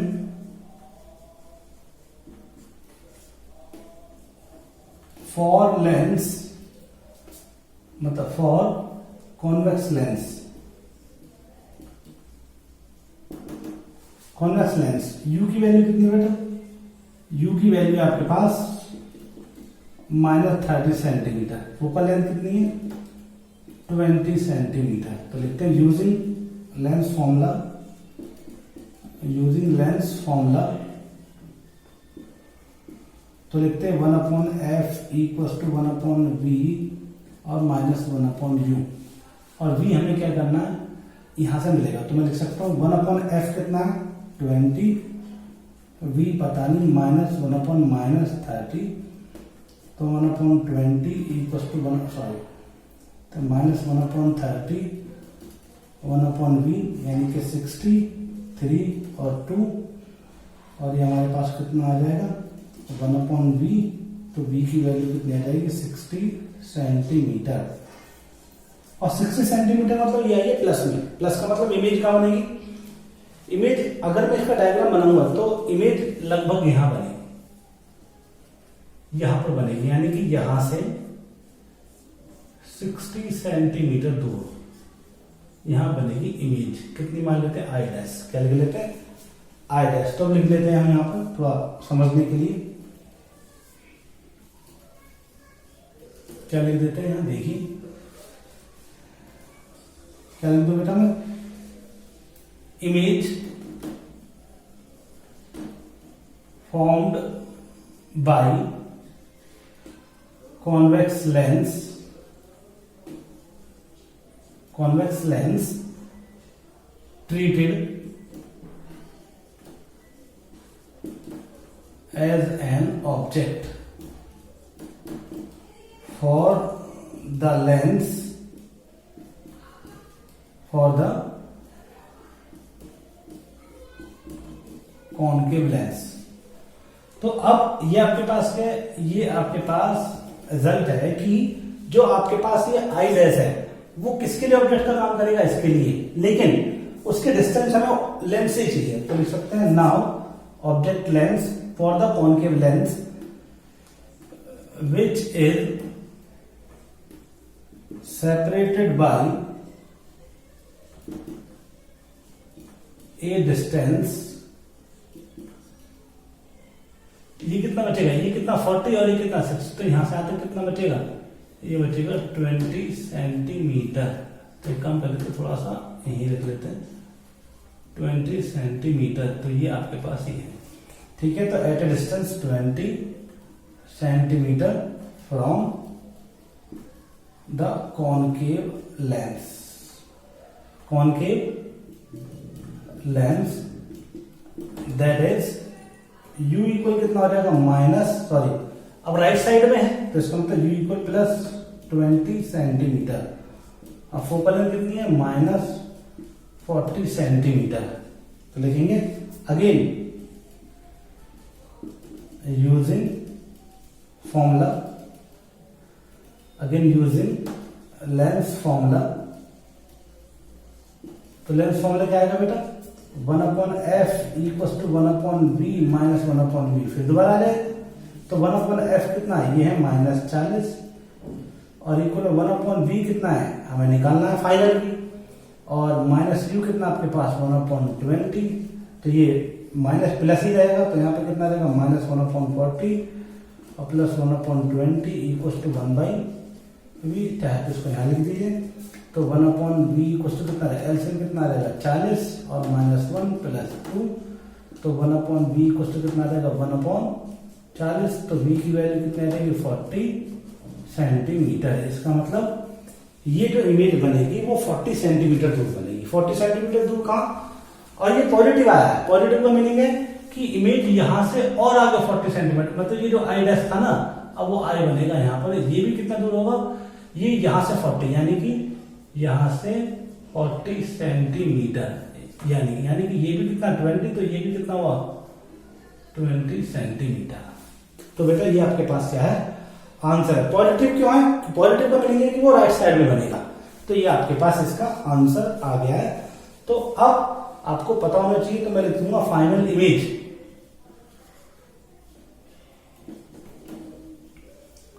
सॉरी बेटा, final image formed at 40 centimetre from the lens, from the concave lens and ये कितना 60 और ये कितना and 80 centimetre from the convex lens. ये आपके पास आंसर आ गया। ठीक है बेटा, तो हमारे पास इमेज जो बनी आपके पास वो मैंने आपको फाइंड आउट करके दिखा दिए। तो ये आपके पास वैल्यू आई है कि कहीं भी वो ऑप्शन में 40 सेंटीमीटर दे सकता है, 80 सेंटीमीटर दे सकता है। वो डिपेंड करता है कि कौन से लेंस से डिस्टेंस पूछ रहा है। चलिए, थैंक यू वेरी मच। अब आगे हम ऐसे आपको पीडीएफ देंगे, उसके क्वेश्चन आप करते रहिए। All the best.